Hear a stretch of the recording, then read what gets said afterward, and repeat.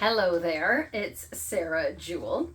This summer I have been working as a licensed lay worship leader, serving two congregations, one community of faith, and doing a sermon series called The Summer of Love. The problem with saying we're down to our second to last sermon means that summer is almost over, but indeed this is the second to last sermon in the Summer of Love sermon series. And today, the topic is courage.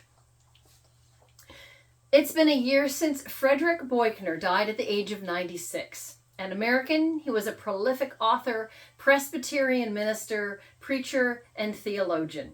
In 6 decades of writing and preaching, he published 39 books in several different genres. Now, I realize you may not have heard of Frederick Buechner. I do encourage you to look him up. But 2 new books of his have been published since his death. And I tell you this because I want you to hear the titles. A Crazy Holy Grace, The Healing Power of Pain and Memory. And the second book is The Remarkable Ordinary, How to Stop, Look, and Listen to Life. He was such a brilliant and thoughtful man whose writings touched and informed a lot of lives, including mine, and he remains eminently quotable. For over a decade, my favorite Frederick Buechner quote has been, "The place God calls you to is the place where your deep gladness and the world's deep hunger meet." In other words, what you are passionate about is what the world needs. What inspires and motivates you, what brings out the best in you, is what the world is hungry for. That idea is a source of courage for me because it grounds me in the belief that whatever I feel called to do, that feeling that what I am doing is coming from somewhere other than my own shouty, twitchy, doubty mind, the feeling I get when I write a sermon that simply flows out of me, as this one did, that feeling that this work matters more than I realize becomes very real. And when it comes to following Jesus, to following his commandment to love God and love one another, to love your enemies, to turn the other cheek, to give your shirt as well as your coat, to take the plank out of your own eye, to forgive 70 times, it takes a lot of courage. And we all have courage in us. Not one of us lacks courage. What we lack is motivation and conviction, self-confidence, sometimes even the energy that allows us to draw on that courage. We already have everything we need. We are often simply afraid to let go and trust. We have it in us to be like Jesus, to be kind and compassionate and gentle, to be welcoming and hospitable, to be radically accepting of name changes and identity shifts, of enemies, and those who persecute others because of who they are, of those whose jobs or passions require them to do things that aren't popular. To believe love can change any heart, even the hardened ones, and change any mind, even the closed, narrow ones. To be merciful, to be fair and just, to be justifiably angry, toppling tables and bad policies and oppressive regimes in the name of love. We have it in us to be like Jesus, to forgive, to reconcile, to let go of old ways and habits and follow a new way, to include everyone, especially those others reject, rebuke, ignore, and exclude, to be a peacemaker, to demand peace, to stand firm in the belief that peace and justice go hand in hand, to create peace and justice through nonviolence, not war. We have it in us to be like Jesus, to invite anyone and everyone into community with us, to see past outward appearances and employment, and see the light of hope in every eye, the willing heart in every chest, to put aside our own suffering, our own pain, to show up for someone else's pain and suffering, to let someone touch us, to give away some of our energy, some of our abundance, in order to offer healing, to help, support, walk alongside.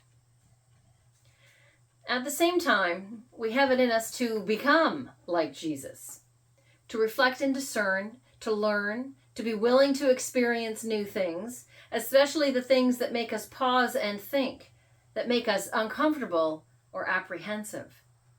To change and transform and reinvent ourselves, no matter the pushback, the mockery, the skepticism of others. To walk away from old beliefs and embrace fully the new way of love. All it takes is what we already have in us. Courage. And what is our source of courage? That which is the source of everything. Love. Jesus said, "Take courage. Don't be afraid." Jesus said all things are possible with God, meaning all things are possible with love. That's my next t-shirt. All things are possible. In the fall of 2020, the United Church of Canada unveiled both a new mission statement and a new vision statement for the church. The vision statement is brief: deep spirituality, bold discipleship, daring justice. The mission statement expands on it. Called by God as disciples of Jesus, the United Church of Canada seeks to be a bold, connected, evolving church of diverse, courageous, hope-filled communities united in deep spirituality, inspiring worship, and daring justice. Look at the adjectives in that statement: bold, connected, evolving, diverse, courageous, hope-filled, deep, inspiring, daring. Every single one of these adjectives describes Jesus. We're called to be followers of Jesus, to be like Jesus, to be bold, connected, evolving, diverse, courageous, hope-filled, deep, inspiring, daring. Do we have the courage to be so? These words remind us of what it means to follow Jesus, what is required of us to follow Jesus. It's not just about hearing the stories about his life and mission, but being inspired by them, motivated by them for deep spirituality and bold discipleship and daring justice. Also known as courage, also known as love. Everything, no matter what we're talking about, comes back to love. And I get kind of excited when I read that mission statement, like the kind of excited that the church should be inspiring in people. I feel inspired and motivated and challenged when I read that statement. I mean, hearing that, deep spirituality, bold discipleship, daring justice, doesn't it make you believe that we can change the world? We can make things better? That it is possible, if we are courageous and inspired and connected, to transform the world as Jesus tried to, as he wanted to. A world of peace, justice, mercy, kindness, inclusion, hospitality.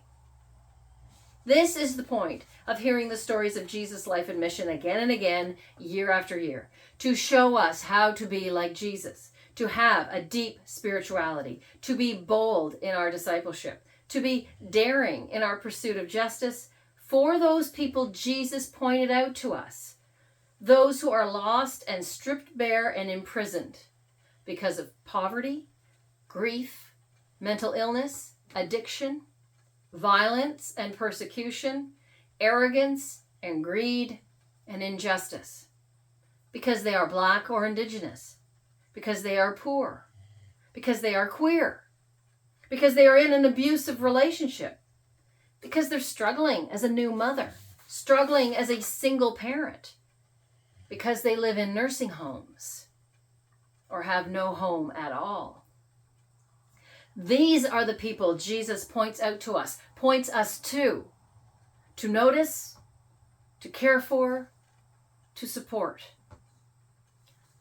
Let us allow our courage to take us out of our comfort zone for the sake of love, knowing that as followers of Jesus, as people who already possess the courage we need to be like Jesus, we are called to those places in our communities and our world where our deep gladness What compels us and inspires us and flows effortlessly through us meets the world's deepest, greatest hunger for peace, justice, mercy, and compassion.